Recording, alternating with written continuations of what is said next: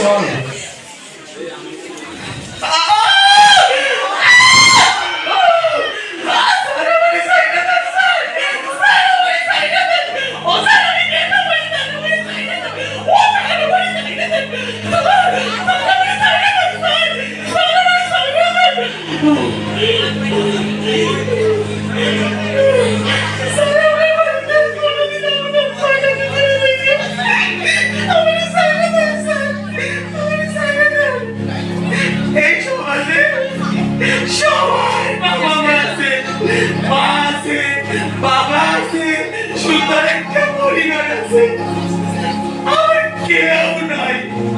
আমারও একদিন সব ছিল, মা ছিল, বাবা ছিল, সুন্দর একটা পরিবারও আছিল।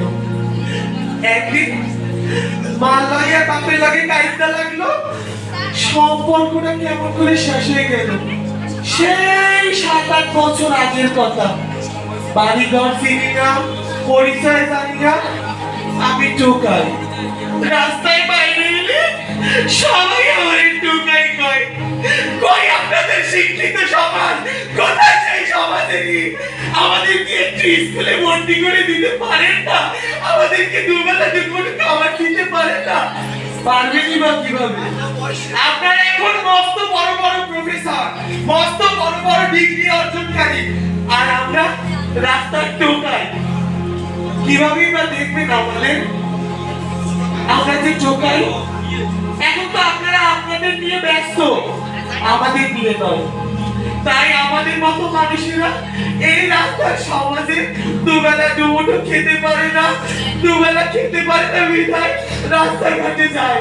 আর আপনাদের বাড়ির আঙিনায় যখন যায় তখন দূর দূর করে দাঁড়িয়ে দেয়। কই শিক্ষিত সমাজ তো কখনো বলে না যে এই টোকাইটাকে একটু স্কুলে ভর্তি করে দিই, ওদের একটু মা বাবার দরকার। কেন নেন না আপনাদের কাছে?